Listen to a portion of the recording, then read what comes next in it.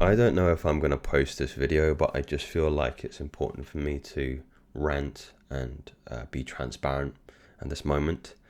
Um, Me and my long-term girlfriend of 5 years broke up. We broke up yesterday morning, in fact. So it's very, very recent. It's very, very difficult. It's very, very hard. Part and parcel of me making the channel Masculine Theory was to give young men, especially kind of late teens, early 20s, a little bit of guidance in respect to that part of their lives, because I feel like it's an area of their lives where they're maturing at an accelerated rate, and also that there's very little guidance for us at this period of our lives. Like, we take risks, and I think it's crucial that we take risks, but there are some risks and there are some things that hurt too much, and when they hurt too much, it's important for me to it's important to give back and kind of give some kind of insight about what that hurt is. And there is no worse pain, in my opinion, than heartbreak, really. It's difficult for me to be vulnerable at this time, which is part and parcel of the reason that I said I didn't know if I was going to post this or not, but who knows. But I'm a man, I'm a human being like you, staring through the screen right now, with flesh, with blood, with a heart. And I want to talk a little bit about how it happened, and if you are a man in a relationship, what I think is really beneficial that you do or integrate into your relationship to make sure that it has legs into the future, and what I would do differently. I'm going to protect, of course, the identity of her, and because she's in a difficult place at the moment. It was a mutual decision. We did feel like we were drifting apart, and that our values had kind of started to skew apart a little bit. And ultimately, we're becoming different people from the people that we when we met all those years ago. I made my mistakes in terms of perhaps not being as attentive and what would you say, emotionally open, spontaneous as I would perhaps like to be. And what I really, as good as breakups can be, as amicable as breakups can be, she did take a lot of accountability on perhaps her shortcomings in our time together, which I appreciated, and just goes to show, that I made the right decision in the first place. She's a good, there's no bad blood between us. She's a very good woman, and I'd like to see her very, very happy, of course, in the future. There's no doubt about that. But yeah, I just wanted to talk a little bit about what I think is important that you practice in a relationship. So the first thing is, I really think it's important that you sit down at least every month and talk about your values. Talk about what's important to you as a person, what direction you're kind of moving in life. And I think, and this might be a little bit sensitive, but I think it's important that you discuss real world things that are happening, like socio-political issues, like war, like gender, like all these hot button topics that make people uncomfortable, because the longer and longer and I'm not saying you have to agree on these particular topics, but I do think it's important that you have an argument, and that you fight your corner, and that you push your thinking, both of your thinking, to the end. Like, why do you believe a certain thing about a certain group of people? Is it because you heard it from your favorite influencer online?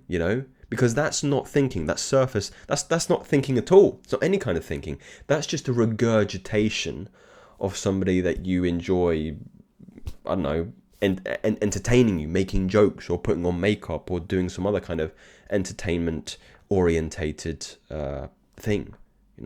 Actually think critically. Well, why do I believe that? Where did I get this idea from? Did I get it from this person? And why did I just accept that idea so readily? And you play a kind of a tennis match, I guess, an intellectual tennis match against your significant other, and you really start to hone in on their values, what you believe and what they believe in, and you actually think about it. That's the real crucial thing. And like I said, I don't think you have to agree on these points, but you do have to respect the other person's point of view. As difficult as it may be, if you believe that they are wrong, or you believe they're not being as transparent as perhaps you are in that scenario. And this is all part and parcel of moving and growing in the right direction together. And, the door was left kind of ajar in relation to my relationship, because we still love each other very much. And, there were talks of, if we were in different places in the future, would there be a possibility of coming back together? And typically I always say no to these things.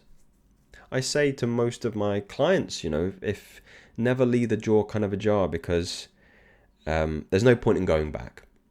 You've had your time with that person and you tried and it didn't work. So there's no point continuing to go back to that particular relationship, because you're just going to get the same results. Would I take my own advice? It's difficult. It's difficult when you're emotionally compromised, when you have an emotional attachment to that person.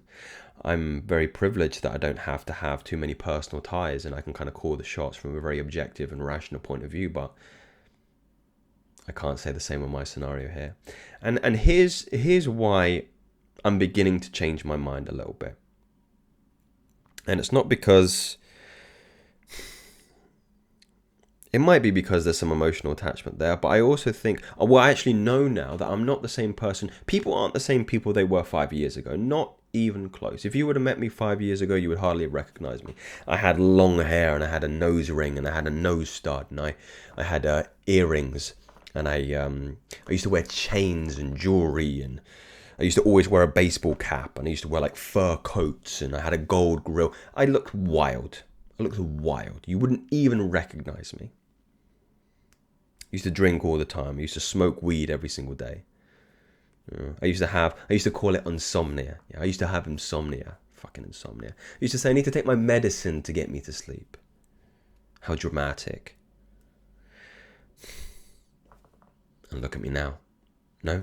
Would you believe it? I don't believe it sometimes when I look back at old pictures of myself. My values are very different. I would say I'm very kind of liberal, to be honest.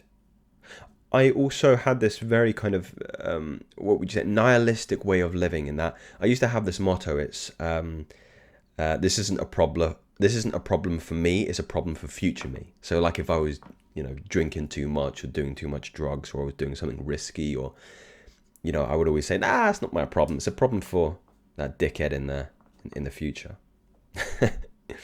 And now I can't stop looking at the future. I can't make a single action without thinking about, how is this going to affect Joseph in the future?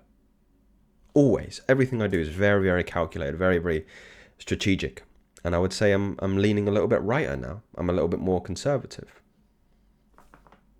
So I'm a different person, And perhaps that might be, now I talk about it, that might be part and parcel of the reason, she met me a little bit after that, when I started to clean myself up a little bit. But I was still had that, what would you say, that left-leaning political thinking. Why we drifted apart, because I'm not the same person that she met, and she isn't the same person that I met. We're very different people now. So there's something to be said in that. I mean, I love her character. I think character is something that has a sense of continuity about, what you both, laugh at, what you like, what you dislike, kind of your day-to-day temperament. If you're, happy, if you're an extrovert, if you're more introverted, then I think she kind of complements my introversion with bringing me out of my shell a little bit more. And I still adore that aspect of her. And I think she would say the same in respects to how I keep her a little bit more grounded, and perhaps I have an influence on being a little bit more calculated and a bit more strategic. But the point I'm trying to make is, you're not the same person you were. I'm not going to be the same person I am at 27 when I am at 32. It's not going to happen. Who knows what could happen? It's gone out of focus.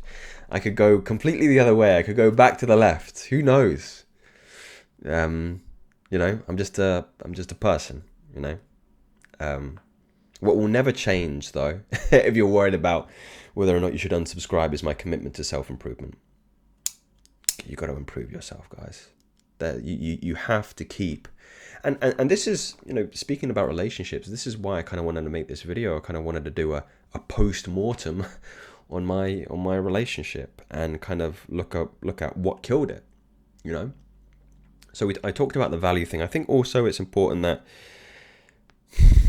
you have to have a balance. You know, I'm a very, very goal-orientated individual. I'm always looking at the future, and I think the detriment for me and for my relationship is my lack of spontaneity and actually just being present. And this is something I preached about very early on in my early videos. If you look at my videos when I started, all I would talk about is Eckhart Tolle and Ramdas, and, you know, be present, be here, be now.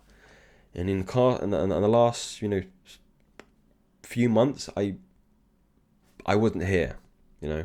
And if I was, you know, with my girl at that time, I was just thinking back to, oh, let me get another video out. Let me do my tweets. I need to close this client. Like I could never turn this part off. So that's, you know, that's a big flaw of mine that I have to try and learn to balance, you know. And I think you can use it to your advantage. So you're going to see some very, very interesting stuff in the next 6 months to a year, content-wise, from me. Very, very interesting stuff. Like I'm seeing like a full kind of monk mode, just dialing in. Like, we're going to hit 100k subs. Like, it's going to happen. There's no doubt in my mind. It's already happened. That's how confident I am. I mean, it's not even confidence. It's just it's called brazen impudence, as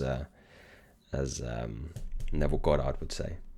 You know, I'm not being delusional. I'm just stating a fact. You know, so you're going to see some very interesting stuff in the way that I kind of use perhaps this temperament, which hasn't been so great in my relationship, to my advantage while I'm, you know, living by myself, and I'm really able to kind of dial things in a little bit tighter. You know, and you kind of have to pivot. You know, if I, you know, when I do decide it's time for me to start looking for somebody to bring into my life, I'm going to have to allow for a little bit more fun experience, you know. I disregarded my social life as well in the last, can't tell you how many years it's been I disregarded my social life. You know, I probably have 2 friends to rub together. That's it. Many people would say that's very, very sad, but they don't see my vision. You know, I never wanted to be this 9-to-5 worker, and you have to make sacrifices. You can't have it all, unfortunately, and I'm not naive to that. And anybody who tells you that you can juggle that's a very, very small percentage of people who can actually juggle a social life, a relationship, a business, and not burn out. You know. She just texted me now. Just came up on the screen, checking in on me. Yeah, it's difficult. It's really difficult. I don't want to, I'm not going to turn this into a woe is me video. Fuck that. But I think if I do decide to post this, what I really want to resonate here is balance. We are masculine men, you know. The world needs masculine men. The world needs men who are going to move the world forward and create order out of the chaos. But who wants to live in a world without a little bit of spontaneity, without a little bit of beauty, without a little bit of fun, without a bit of that yin to the yang, you know? So as much as you are all on your grind, and God bless you if you are, God bless you if you're staying up late to write another blog post or record another video, or if you're getting up early in the morning to get after it in the gym, go for some deadlifts, go for some squats, hit the bench. God bless you. But be present. Be present and fall in love with the process. And, you know, if you do add somebody to your life, prioritize your mission, but be present with your woman. Be present what's happening around you, you know? She's going to derive far more value with an hour of your complete and utter attention and presence than 4 hours of your undivided, scattered attention. And I believe that's from David Data in The Way of the Superior Man. So, yeah. Who knows if you see this, you see this. But yeah. That's all I got for you.